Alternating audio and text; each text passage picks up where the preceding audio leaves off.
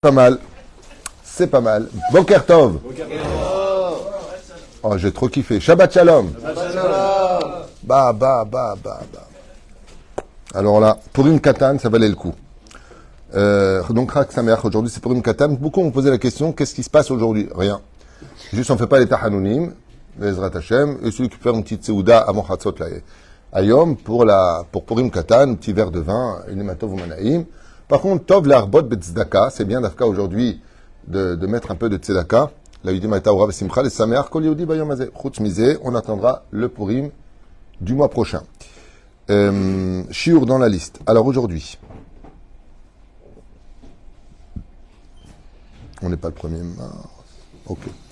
Par Rebecca Avil, pour la réussite de son mariage avec son futur mari, Nathan Aaron Yitro Shemouni. Bezrat Hashem, avec un grand Mazel Tov, bonheur, joie et beaucoup d'enfants, sur le chemin de la Torah, Mzot Maasim Tovim, Bevriyut Etana Besiman Tov, ou Bemazel Tov, Bezrat Hashem, Itbarach Vitale Shmolahad. Toda Rabba à Rebecca Avil d'avoir acheté ce chiour qu'on va étudier sur des Ma'amarim du Yanouka, Rabbi Shlomo Yehuda Berry, exactement. J'ai toujours eu un problème avec les prénoms, donc quand j'étais au restaurant avec ma femme, j'appelle chérie, mon cœur, mon amour, et le mec à côté, l'autre table, il me dit waouh, vous aimez à ce point-là? Je lui dis non, j'ai oublié son nom. Mais bien sûr que je l'aime, c'est évident. On penserait bien sûr à tous nos chatoufim, chaque jour, tous les otages, Brim Shlemim, Bezrat Hashem, ça fait trop de jours qu'ils sont dans les ténèbres. Mamash que il y a un grand miracle en l'honneur de ce Purim Katan.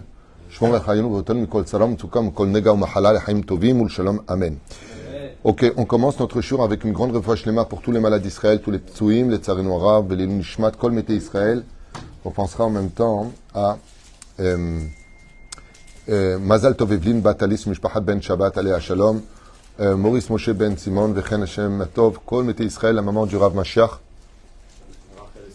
Rachel Bat Esther, Ken, ou l'élève Elfa Avdalim. Une revoie shlema pour Sarah Taleb Batetrat Miriam Moratim Yana Ben Esther Chayou Chmes Bat Rivka Jean-Luc Lumo Ben Zeira Bechol Chol Israël, et on commence. Ce serait temps. On verra dans cette paracha plein de choses qui sont sympathiques, intéressantes, des épisodes. Par exemple, quelle est d'après vous la paracha où les commentateurs parlent le plus de Moshe Rabbeinu? Celle-là. C'est fou. Il n'y a pas le nom de Moshe. Bah alors arrête d'en parler s'il n'y est pas. Bah si, on va en parler. De là, tu apprendras que tout celui qui vient sauver les enfants d'Israël dans ce monde, tout celui qui s'efface pour les enfants d'Israël, ce sera celui qui sera le plus célèbre et celui dont on parlera le plus. C'est pour ça que la meilleure façon de vivre dans ce monde, c'est de se battre les Shem, Shamaim. Bats-toi pour Hachem, Dieu te fera un nom. Bats-toi pour toi et Dieu effacera ton nom. On voit que le nom de Moshe n'est pas présent et tout le monde commence avec cette fameuse phrase, y compris le Balatourim. C'est parce que Moshe Rabbeinu a dit que le nom de Moshe n'est pas marqué et de toutes les parachutes, on ne parle que de Moshe, Lama, Moshe.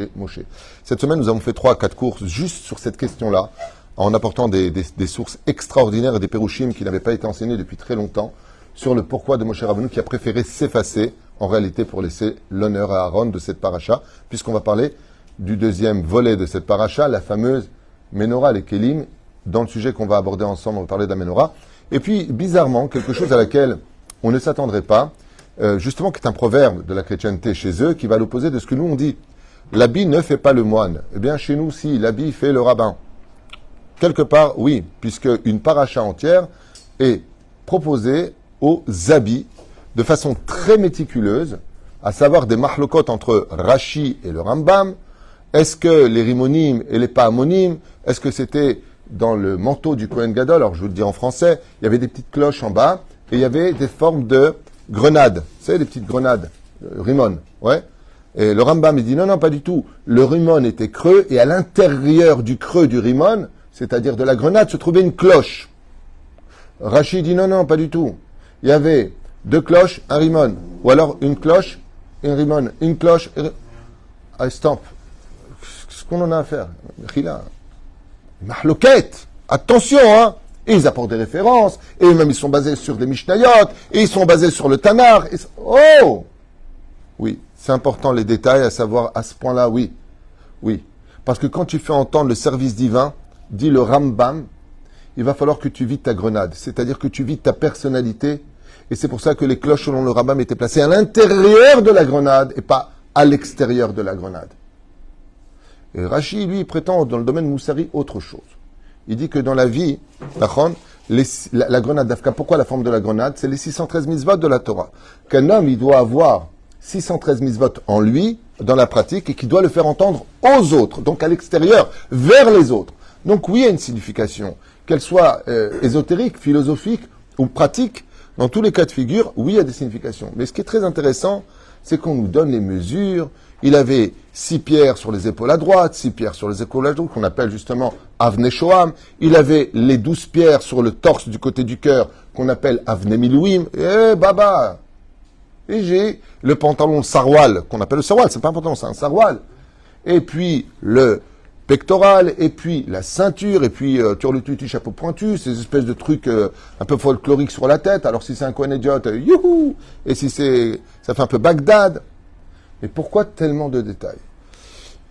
Parce que le vêtement représente, dans le judaïsme, encore un épisode très important, quelque chose de fondamental vis-à-vis de la teshuva.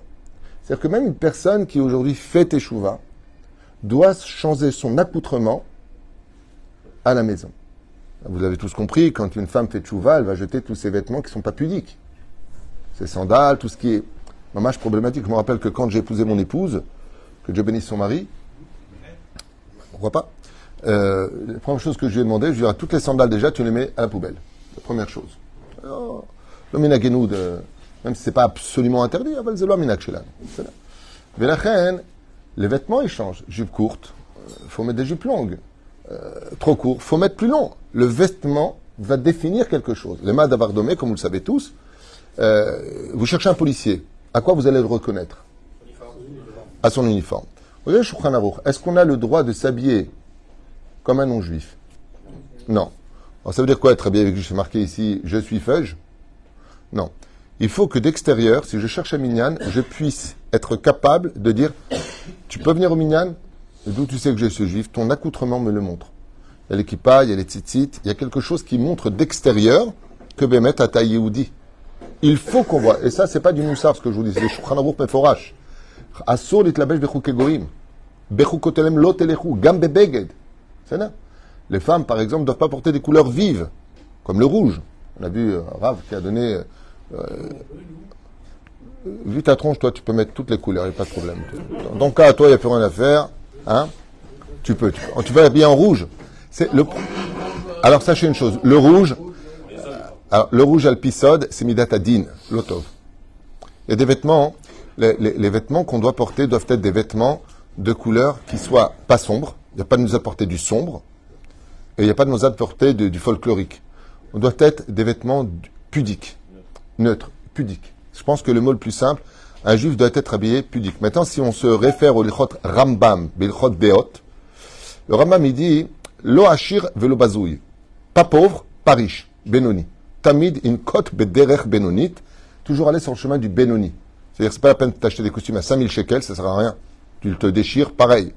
Prends un costume qui soit mechoubad, sheshmot shekel, elef shekel, selon tes moyens. Aval, toujours machou benoni. C'est pas la peine de frimer, c'est pas la peine de montrer que toi, tu as toutes sortes de choses. Haram, ça sert à rien du tout ça. Pourquoi le noir? Hein? Pourquoi le noir? Pourquoi le noir? Alors, il y a plusieurs raisons à cela. La première, c'est que le noir n'est pas une couleur, c'est un ton. Et que tant qu'il n'y a pas de Beth Amikdash, on peut mettre que des couleurs qui sont un ton, comme le blanc et le noir, qui sont des tons et non pas des couleurs dans l'absolu. Deuxièmement, on va selon Dalche Avotenu Akdoshim, et quand effectivement, tu peux regarder du côté Ashkenaz comme Sfarad, hein, et de toutes les tendances, c'est incroyable, ils sont tous en noir et blanc. À mon avis, ils jouent aux échecs ou aux dames, je ne sais pas, noir et blanc. Mais il y a des réponses qui figurent, je ne sais pas ce qu'elles valent, je dis franchement, qui disent que le blanc c'est pour le futur Beth Amikdash, le noir, ce qu'on m'a dit, hein. Je répète ce qu'on m'a dit, j'ai pas de référence à cela, c'est que Neged Churban Bet Amikdash. Ça veut dire que d'un côté, on a l'espoir vers le haut de l'avenir, et on n'oublie pas Tikkun Chatzot. Est-ce que cette DA-là, elle est vraiment fondée? J'en sais rien. Ce que je sais par contre, c'est que s'ils étaient habillés en vert et en rose, ça ferait un peu Teletubbies. Mais en tout cas, on porterait du vert et du rose. C'est-à-dire que nous avons un... Ashkenaz comme Sfarad Dafka, c'est un point qui nous unit tous, de Maaseh Avot Siman Labanim.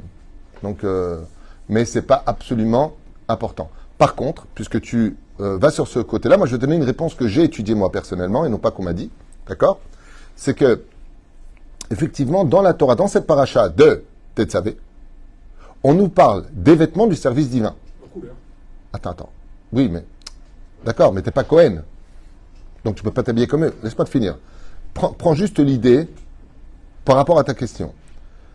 Est-ce que dans le service divin du Beth Amikdash, on nous impose des habits avec des couleurs précises, des mesures précises, jusqu'aux clochettes et aux bidules et aux chouettes? Oui ou non? Oui.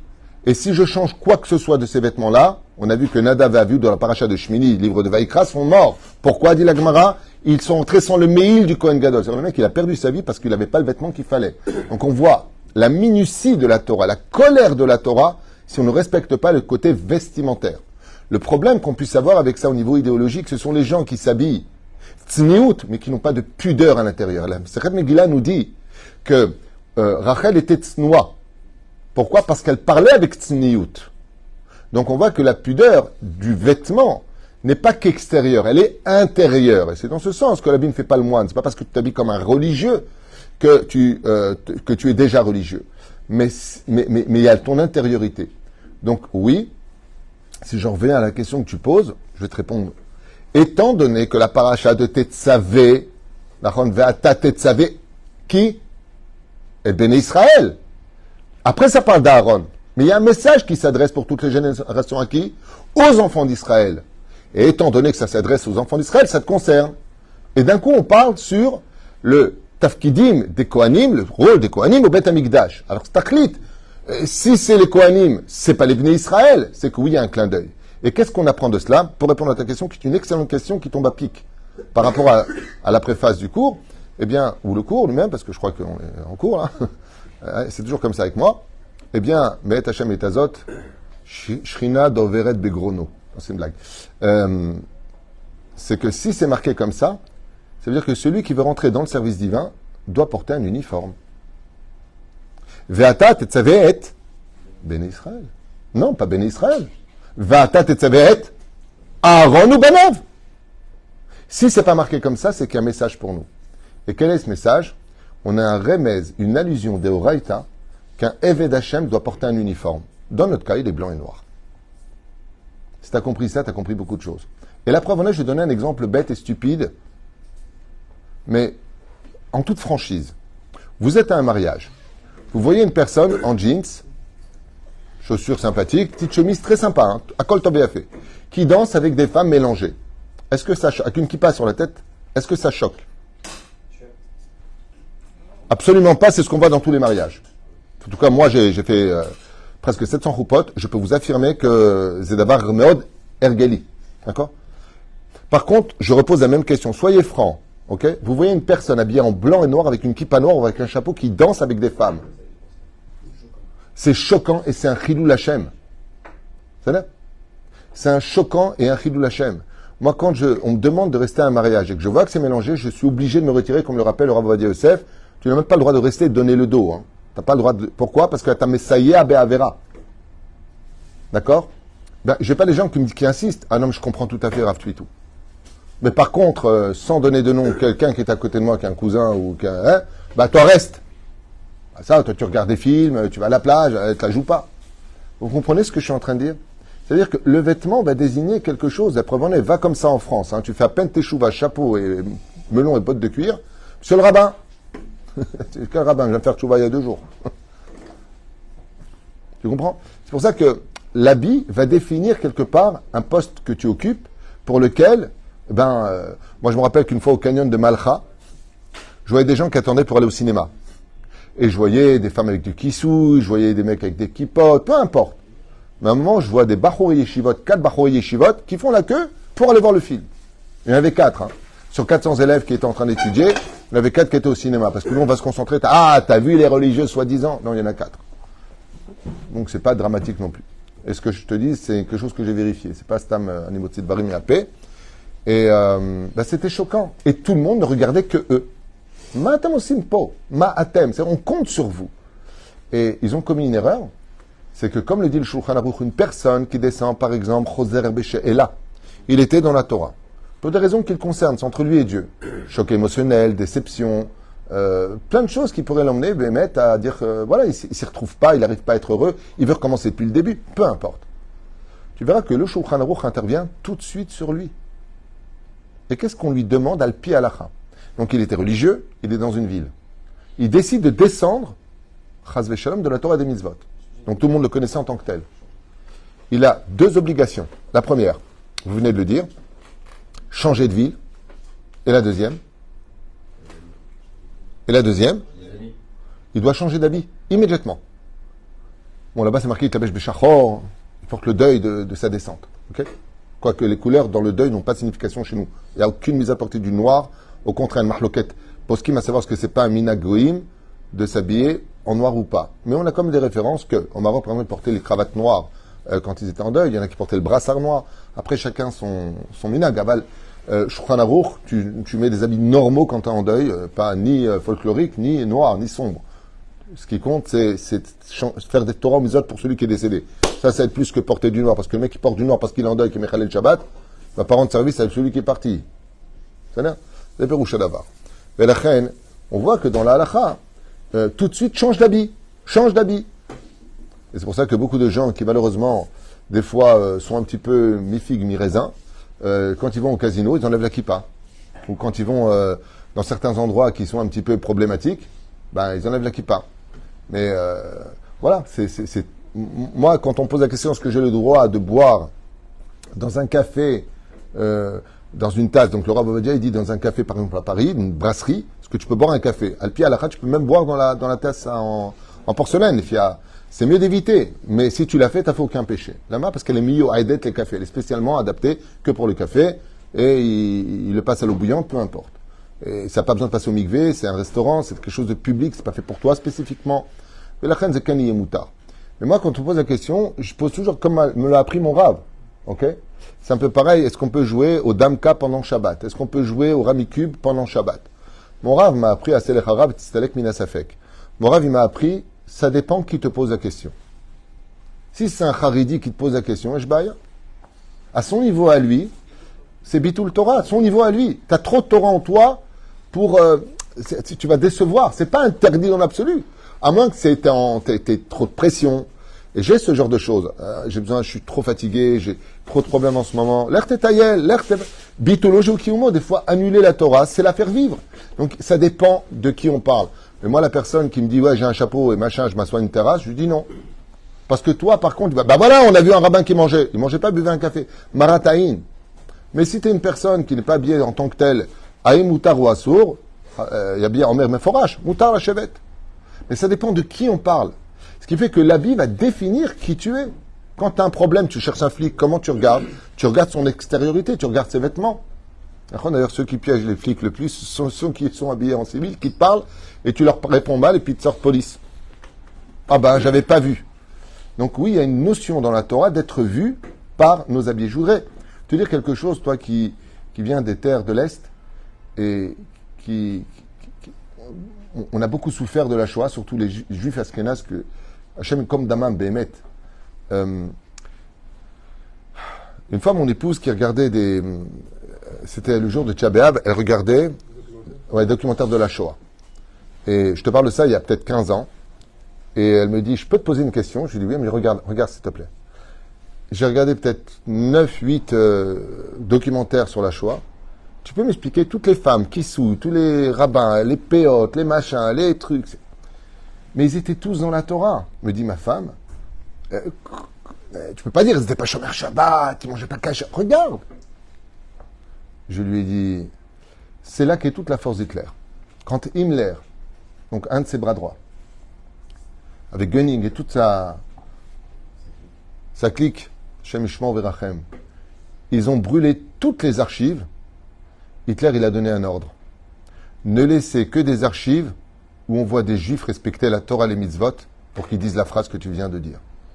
Il y a plus de 6 millions de juifs qui sont morts. Les seules archives qu'ils ont laissées, c'est pour qu'on dise, il était où? Regarde, ta réflexion. Je lui dis, ne tombe pas dans le pied. Hein? Le rov, c'est des Chilonim? Vadaï. Étudie l'histoire, moi j'ai demandé lui. Je pense que le professeur Lévy est beaucoup plus calé que moi dans ce domaine, mais j'ai étudié quand même presque 10 ans la Shoah. Oui, je peux même te dire que ce sont des femmes non juives allemandes qui ont vendu leur mari allemand dans les livres. Hein. C'est des témoignages avec les rues en Allemagne. Je pense que c'est plus son domaine que le mien à la limite. Mais il pourra te dire, mais de toute façon, il le sait ce que je dis. Une fois, je t'en avais parlé, tu m'as dit oui, tout à fait. Il y a peut-être plusieurs années, on avait parlé de ça. Mais c'est très malin. Mais tu sais pourquoi? Parce que tu vois avec les vêtements, ce sont des juifs pratiquants. Donc les vêtements pratiquants, juifs pratiquants. Mais ça se répercute aussi où? Si on voit que la paracha de Tetzavé peut être un peu barbante, d'accord? Tu vas écouter des mesures de vêtements qui ne te concernent pas. Tu n'es pas Cohen. Tu n'es pas dans le Beth Amikdash. Vous savez pourquoi cette paracha est dangereuse pour nous aujourd'hui? Vous savez pourquoi? Parce qu'elle s'appelle Tetzavé. Torah Tzav Hashem. La Torah, elle te concerne. Et si Akadosh Baruch Hu est si minutieux dans les mesures, c'est que contrairement à certaines personnes qui te disent, de toute façon, vous les religieux, vous connaissez ce genre d'individus que je déteste au niveau de la mentalité? Je les déteste. Pas eux, hein, eux je les aime. Mais il y a des mentalités que je déteste. De toute façon, vous les religieux, comme des bœufs, comme ça, il faut que ça fasse 10-3 cm. Et pour eux, c'est pas important. D'ailleurs, tu vois leurs épouses, sans juger personne. Chas v'shalom, c'est pas un jugement que je porte. C'est un état de fait. Les manches là, je vais à la piscine, je vais pas à la piscine. Oh, Dieu n'est pas en solde. Et sa Torah encore moins. Mais Chila, la Torah, elle est tmima, elle est intègre.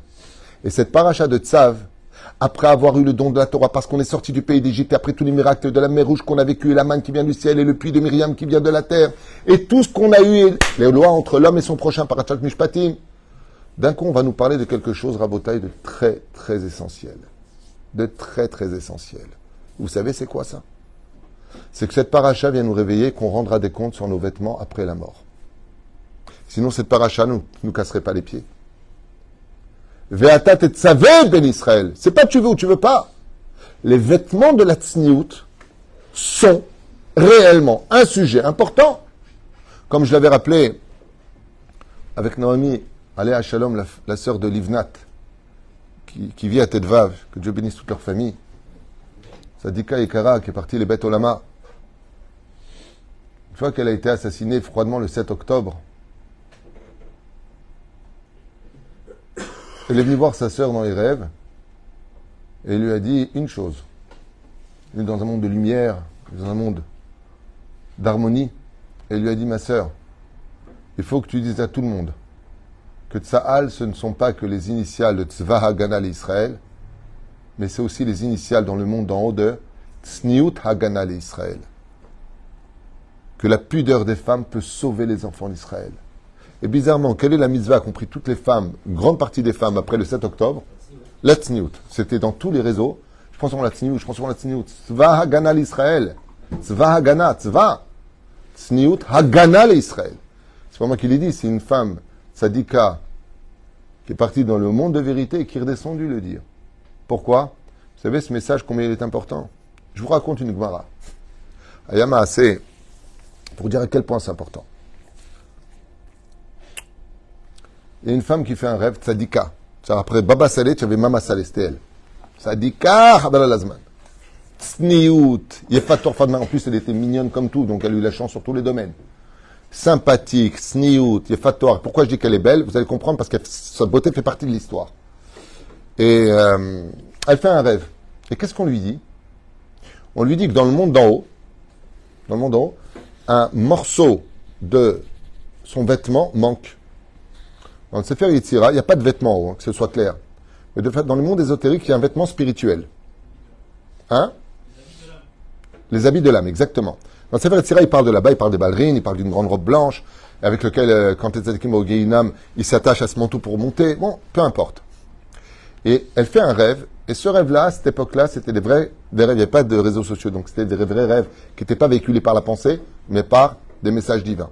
Et on lui annonce que dans le monde, le jour où elle partira de ce monde, son vêtement n'est pas complet. Elle a les boules. Qu'est-ce qu'elle fait? Elle va voir le Kohen Gadol. Elle monte au Beth Amikdash, et elle lui dit, non, pardon, elle est partie voir les Chachamim, c'est marqué. Elle va voir les Chachamim, et les Chachamim lui disent, apparemment, il te manque des mitzvot. Parce que il n'y a pas que le corps humain qui relie aux mitzvot, les vêtements que nous portons sont une piste d'atterrissage pour la Gdusha comme pour la Sitra Hara. C'est-à-dire que les forces du mal s'attachent au pan de nos vêtements, c'est pour ça qu'on les secoue. Comme dit le Ben Ishraï, tous les matins, quoi que tu mettes une chemise, ton pantalon, ta veste, ta robe, secoue-la toujours avant, comme le talit, secoue-le. Pourquoi? Tu fais tomber les clipotes. C'est pour ça que le jour de oui, qu'est-ce qu'on fait? Tachlir. Et là, on secoue nos vêtements. Quand on fait la Birkat Elevana, c'est comme si on est Kabel. C'est comme si on reçoit la Shrina. On saute pour secouer nos vêtements, pour faire tomber les mauvaises choses de nos vêtements. Ok? Maintenant, cette femme-là, et le Ben Ishra, il dit, Rabbi Meir, Ben Ishra, il dit, c'est pas une métaphore, c'est réel. C'est parce que tu vois pas. Mais si tu regardes, à tel point qu'une fois, le Rabbi Israël Misalint, il est parti faire tachlir. Il a secoué ses vêtements et tous les élèves ont plongé dans l'eau. Alors il dit, qu'est-ce que vous faites? J'ai jeté mes avérotes. Il dit, mais pour vous, vos avérotes, pour nous, c'est des misotes. Parce que t'es parti pendant la nuit, t'as pas étudié 5 minutes, pour toi tu fais tachlir. Mais pour nous, allez, va qu'on soit au Beth Midrash la nuit. Elle dit, tu fais pas assez de mitzvot. Elle dit, comment ça je fais de mitzvot? Je donne de la tzedaka, je suis tsniout, je pousse mon mari à l'étude de la Torah. Pourquoi est-ce qu'il manque un vêtement? Il dit, parce que c'est trop facile pour toi. Tu donnes de la tzedaka, mais tu as de l'argent. Quand tu as de l'argent, c'est facile de donner de la tzedaka. Et Marzika, bel homme des Torah, c'est une femme intelligente et elle a fait un contrat avec son mari, que son argent, elle a le droit de faire ce qu'elle veut. Okay? Qu'est-ce qu'elle fait, je t'en supplie? Maintenant, elle vit dans la maison, dans la villa de JR. Mais c'est une villa, piscine, forme de guitare, la totale. Qu'est-ce qu'elle fait? Elle dit très bien. Elle demande l'autorisation à son mari de se vendre en tant que femme de ménage. Ça veut dire d'aller faire le ménage chez quelqu'un. Pour qu'avec l'argent du ménage, à s'humilier à travailler chez les autres, même s'il n'y a pas de ce métier, pour une femme très riche qui n'a pas besoin, ma'atzorer. D'accord? Et qu'est-ce qu'elle fait? Elle demande à son mari, regarde, je voudrais soutenir la Torah, mais pas avec la facilité de l'argent que je gagne de mes boutiques, mais avec la sueur de mon front. Son mari lui dit, moi j'ai confiance, Anbaya. Elle s'engage à travailler chez une personne qui lui propose une somme d'argent tous les mois, et cette femme qui n'a pas du tout besoin de travailler et qui pourra avoir 10 femmes de ménage, va faire le ménage pour que l'argent de la sueur, d'aller faire le lit, nettoyer les toilettes et de faire la spongia chez les autres, avec cet argent, tarzik belom de Torah. Pas que ce soit d'argent trop facilement donné pour elle, parce qu'elle a les moyens. Le mari lui donne sa bracha. Elle va travailler. Puis le mari, il se rend... Mais mince, ma femme, elle est super belle. Elle travaille chez un patron, mais... Vous savez que la meilleure façon de garder sa femme, c'est de ne jamais la prendre pour un acquis. Vous êtes au courant, j'espère. Ouais. Mais on dit ton mari n'est un acquis. Tant que tu vis que l'autre n'est pas un acquis, tu as toute raison de le garder. Mais si tu crois que c'est déjà dans ta poche et que c'est comme un meuble à la maison, tu commencerais déjà à être sur la chute du couple. Donc fais attention, rien n'est jamais acquis. Jamais. Et surtout pas un conjoint. Parce qu'il y a une bague qui se met, qu'elle ne se retire pas. Simoulev. Et lui, il dit, Zekch, si ma femme est ahlikam chouma, qu'est-ce qu'il veut d'elle? Choum. Mais la vérité, j'ai une bombe. Et il se déguise. Comme ça dit l'Agmara. Il se déguise, comme à Pourim, mais complètement. Mais il se déguise pas comme la sorcière dans Blanche-Neige. Il se déguise Ganefine, avec une djellaba d'un homme riche, comme ça, très riche, une toque, une fausse barbe, un truc de malade.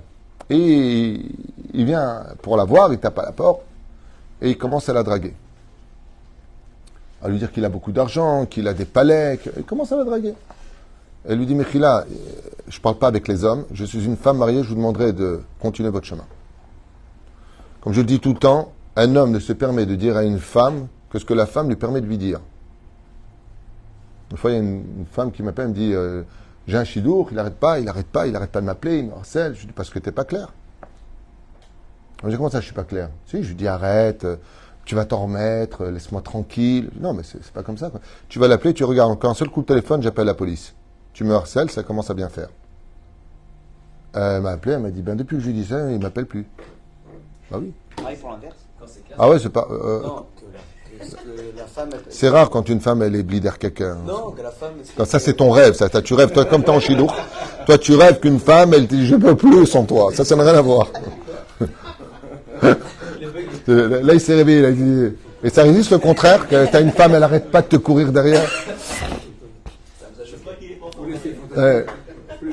Il est comme un ouf. Il y a pas, non, en général, les femmes sont plus cérébrales et elles savent ce qu'elles veulent beaucoup plus que les hommes. Les hommes, ils savent pas ce qu'ils veulent. Ils veulent tout, ils veulent se marier, mais pas les engagements. Ils veulent une femme. Ils sont, c'est pas facile, hein? Ouais. Darka. Alors, je la fais rire. Il s'est réveillé tout de suite. Il n'y a pas le contraire, une femme qui te harcèle un peu. Aïe, aïe, aïe, tzaddik. C'est marrant parce que tout le monde veut se marier avec son mari. Ils veulent quitter. Il faut savoir ce qu'on veut dans la vie. Tu sais ce que tu veux, toi? Oui.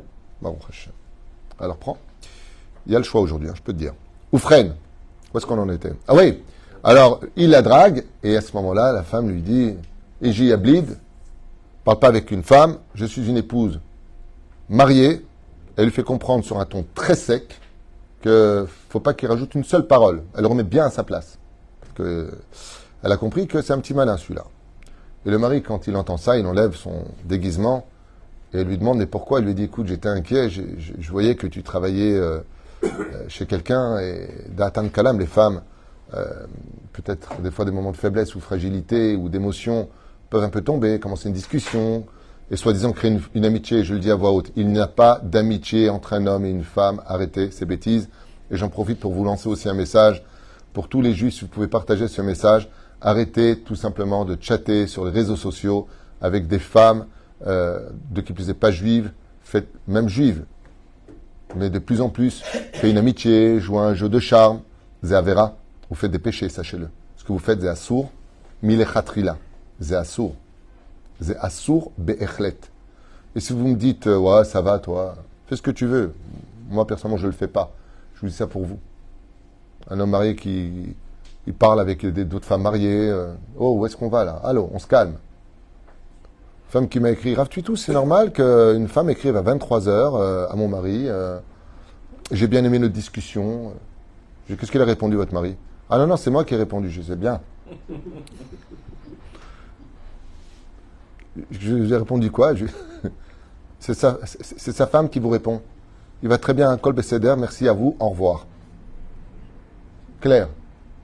Donc, Pikitsour, quand elle voit ça, elle voit que son mari il pleure, je suis très inquiet, je suis pas bien.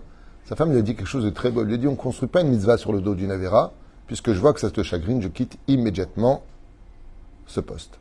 Elle est repartie voir les Talmidei Chachamim, et le peu d'argent qu'elle a gagné pour le peu de jours où elle a travaillé, elle l'a remis à la yeshiva, et les Chachamim lui ont dit, nous, Makara, lui, j'ai arrêté de travailler, il lui dit, sache que ton vêtement, on nous a annoncé du ciel qu'il était Shalem. Elle a complété son vêtement. Maintenant, si je vous parle de tout ça, c'est pour vous dire que Béhémet, si je peux me permettre le mot, très souvent, dans le domaine de la tsniout, on va prendre le cas des femmes parce que ça concerne un peu plus les femmes que les hommes de ce domaine. Imaginez que vous achetez un meuble et que l'endroit où vous allez encastrer votre meuble fait exactement 1 mètre, précis, avec les plaintes en bas, on appelle ça les plaintes? Plaintes, c'est ça? En bas. Donc il y a juste 1 mètre. Le meuble que vous achetez, il fait 1 mètre et 2 millimètres. Je ne vais pas être loin. 2 millimètres. Est-ce qu'il rentre? Ah, ça va, faut pas être fanatique. Professeur, il rentre pas. Tu peux pas. Je peux t'affirmer que j'ai essayé parce que ce que je vous raconte, c'est ce que j'ai fait il y a longtemps. Ça a dépassé. Je dis bon, c'est pas grave. Non, il y a rien à faire. Je peux te dire que ça casse. Ça ne passe pas. C'est du mur. Hein. C'est pas quelque chose de flexible. Ça rentre pas. Eh bien, c'est exactement ce que disent nos chachamim sur la tsniout. C'est pas bon, ça va. C'est pas ici, c'est pas ici. C'est l'onachon. Pour 2 millimètres, ça ne rentre pas. Moi, j'avais entendu une histoire d'un rave qui parlait de la tsniout, avait dit un très bel exemple. Il a dit que pour passer de ce monde dans son monde futur, il y a un pont. Et que chaque mitzvot te met une dalle pour aller à ce pont. Et que chez les femmes, les dalles principales qui t'emmènent dans le monde futur, c'est la tsniout. Et que selon le jeu dans lequel elles se porteront garantes de leur tsniout, ainsi donc, quand elles arrivent sur le pont, c'est une image que j'ai entendue d'un grand rave qui parlait de la tsniout, il a dit des fois, il va manquer quelques dalles, 3-4 dalles, mais en dessous, le pont, il y a le Gehinam. Ce qui fait qu'il faut qu'elle saute du pont pour aller dans son monde futur. Et là, elle n'ose pas, parce que le risque est trop important. Et elle demande à l'ange qui l'emmène, en disant, pourquoi il me manque des dalles pour aller dans mon monde futur? Il lui dit, chaque centimètre que tu as retiré ta tsniout, tu as été retiré du pont. Si tu avais fait ce qu'il fallait, Akol Tove a fait. Mais étant donné que pour toi, c'était pas important, alors la mesure des vêtements ne sont pas importantes. Alors automatiquement, ton pont est réduit. Ça veut dire que plus tu te couvres et plus tu t'allonges ton monde futur, plus tu as la possibilité d'être respectueux de la halakha dans ce domaine, et plus tu auras de conséquences positives. Et si tu me poses la question, et d'où tu sors tout ça? Ça va, faut pas être fanatique, Dieu est dans mon cœur, je suis pas encore au niveau. Fais ce que tu veux. Mais n'oublie pas de lire la paracha de Tzav. et de voir que le Créateur du monde a consacré une paracha entière sur la signification des vêtements dans le judaïsme. Et si tu dis ça c'est pour les Kohanim, alors explique-moi pourquoi ça commence. Ve'ata tetzavé et ben Israël. Tu ordonneras à tous les enfants d'Israël. Parce que ça te concerne. Parce que toi aussi tu peux être un Kohen chez toi. Parce que toi aussi tu peux être un Lévi chez toi. Parce que toi aussi tu peux servir le service divin dans la tsniout et la grandeur du peuple d'Israël. Mais moi ce qui me fait le plus rire, c'est que tout le monde attend le Mashiach. Tout le monde attend le Mashiach pour en finir avec cette guerre. Il y en a marre de tout cela. Mais Gverota Verabota, et sachez que quand viendra Mashiach, tout le monde ira étudier la Torah, toutes les femmes seront tsniout. Toutes les femmes seront tsniout. Betsura Boura Beyoter. Hein? Non. Ah, mon Rav m'a dit, il y aura du Yetzerara, mais il sera mis en laisse, comme un chien fidèle. Il y aura, parce que sinon ça veut dire qu'il n'y a plus libre arbitre. Synonyme de Yetzerara, libre arbitre. Mais par contre, il y a marqué, va timalares de Hachem. Le ciel et la terre seront remplis de la connaissance de Dieu comme l'eau recouvre les océans. Donc oui, il y aura une... Comment c'est? Ça va. Oui, d'accord. C'est juste un instant, il m'a livré mes gâteaux, donc... d'accord. Eda Wahad, Edet Nin. Comme tu es sympathique, ça c'est pour toi. Il y a 20 pour toi. Et... Pour toi, hein, tu donnes à personne. Hein. Hamoud. Vezé Perouch Adava, pour lequel Behemet, la Tzniout, Bezrat Hashem, renferme en elle toutes les sécurités à l'image, et je finirai avec cet exemple que je pense, à mon avis, hein, bien sûr. Tout le monde sera d'accord. Mais vous avez remarqué que dans tous les corps de métier, il y a des vêtements. Par exemple, si je peux me permettre, hein, par rapport à ta question qui était magnifique. Tu as une société de ménage, tu as une société d'ascenseur, tu as une société de ce que tu veux. À partir de quand je peux considérer que cette société d'extérieur est sérieuse? Je parle sur le domaine professionnel. Hein? Le logo, non. C'est pas forcément... Non, il y a beaucoup de... Non. L'uniforme. Si tu vois une société qui ont tous le même uniforme, c'est un signe extérieur que c'est une société sérieuse. Je vous le dis à l'avance. Par exemple, aux États-Unis, c'est une règle première dans une société. Quand ils voient des gens qui ont plusieurs habits, qui ne sont pas tous matimim, et c'est pareil pour les kablanim, tu verras tous, ils ont le logo, oui, tu as raison, mais dès que tu portes un uniforme, c'est qu'il y a une armée derrière. Il y a quelque chose de sérieux. Par exemple, et c'est un truc que j'ai toujours constaté, quand même je veux voir ma sœur à l'hôpital Saint-Louis, que Dieu la bénisse, eh bien, les chirurgiens portent des vêtements en général bleus, une toque bleue, je me rappelle les Kohanim d'ailleurs, ils ont une toque comme ça sur la tête, bon, c'est pour les cheveux, c'est une question d'hygiène, c'est une question de stérilisation, pour être propre, ils ont des gants, et on a envie de leur dire, hé, pourquoi tu rentres comme ça? J'ai pas compris. Pourquoi tu rentres comme ça? Tes vêtements, tu les laves, tu viens à la maison, tu les laves, tu rentres avec, en petite chemise à carreaux, manche courte, tu fais ton opération. Arrête, les mains, le corps, c'est le même. Pourquoi il a besoin d'une blouse, il a besoin d'un masque, il a besoin d'un truc sur la tête, il a besoin de gants, et les chaussures, il a besoin d'un couvre-chaussures. Alors vous allez me dire, oui, mais bien sûr, il faut que ce soit tout stérilisé, on va ouvrir un corps. C'est la même réponse pour les Kohanim. Il faut que tout soit stérilisé spirituellement dans le Beth Amikdash, et on voit que les vêtements sont capables de stériliser de toutes les impuretés autour de nous, parce qu'ils nous protègent dans notre comportement. Et je vous l'affirme, tout comme une femme pour avoir une discussion avec un homme, quand elle voit un homme avec un chapeau, une barbe, et des blancs et noirs, en général, elle ne s'approche pas. Quoique aujourd'hui, ça ne veut plus rien dire, mais de façon générale. Mais quand elle voit un mec en Nike, jeans, sympathique, chemise bleue de n'importe quelle couleur, ben c'est une ouverture. Parce que les vêtements disent à la personne si il fait partie d'un régime, est-ce qu'il fait partie d'une armée, est-ce qu'il fait partie d'une idéologie ou pas. Et c'est pour cela que tu constateras que dans toutes les sectes, dans tous les mouvements et dans tous les corps de métier, il y a l'uniforme. Ce n'est pas simplement une question de vêtements, c'est une question de principe. C'est-à-dire que l'armée qui se promène en civil, ben, c'est pas l'armée. L'armée, c'est kaki, c'est des vêtements. Un chirurgien, c'est des vêtements. Un policier, c'est des vêtements. Un magistrat, tu vas en Angleterre, t'es mort de rire. Hein. Ils ont ça, oui, c'est pour ça qu'il y a plusieurs corps aussi, nachon. Mais les policiers dont on parle, au niveau actif, sont ceux qui sont souvent en uniforme. Et ça, tu le verras dans tous les domaines. Et pourquoi? Je finirai avec cette phrase. Parce que comme on l'avait dit la dernière fois, 3 façons de dire le mot vêtement qui sont beged, qui vient du mot boged, tu nous as trahi à la faute originelle, d'où est né le vêtement, dans la faute originelle. Le deuxième, levouche, qui veut dire habillement, qui vient du mot boucha. Ça veut dire que le vêtement te permettra de garder la gloire et de ne pas venir dans la honte, parce que nos chachamim nous disent qu'une personne qui n'était pas pudique, homme comme femme, qui vient à la bête à Knesset par exemple, petit t-shirt, machin, short, et zeboucha yelo beyomadin, lechen levouche, disent Rabotenu. Et par contre, comment est-ce qu'on dit justement l'uniforme? Madim, qui vient du mot midot, pour te dire que les vêtements influencent sur la mida. Et c'est pour ça que je te le dis, essaie-le. Moi, je l'ai vécu. Avant, j'étais en jeans, Nike, Kippas Ruga, cool. Et j'étais pas un mauvais juif, qu'il n'y ait pas d'ambiguïté. Mais bon, t'as une jambe sur l'autre, tu peux te permettre beaucoup plus de choses, tu te sens pas regardé parce que tu es religieux. Mais quand tu es habillé, par contre, et ceci étant, même sans Torah, quand tu t'habilles en costume et que tu es en jeans, tu verras que tu n'auras pas le même comportement, je te l'affirme. Les vêtements influencent, et c'est ce que dit la Gemara. Levusho shel adam, zeu kevodo. Le kavod d'un homme, ce sont ses vêtements.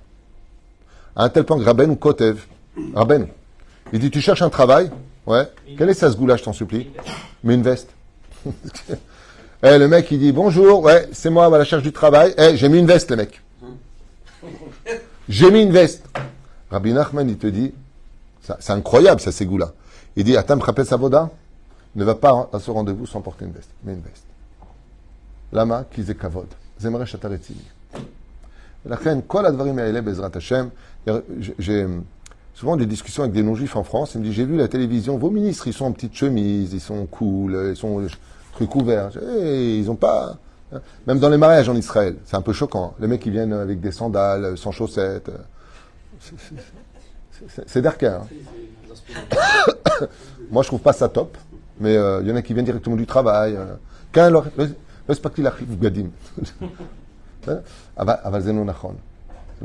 Et tu verras, par exemple, un jour, quelqu'un m'a dit, de toute façon, vous les religieux, c'était un khatan, que j'ai dû aller marier parce qu'il a fait tchouva après une réflexion que je lui ai fait le jour du mariage.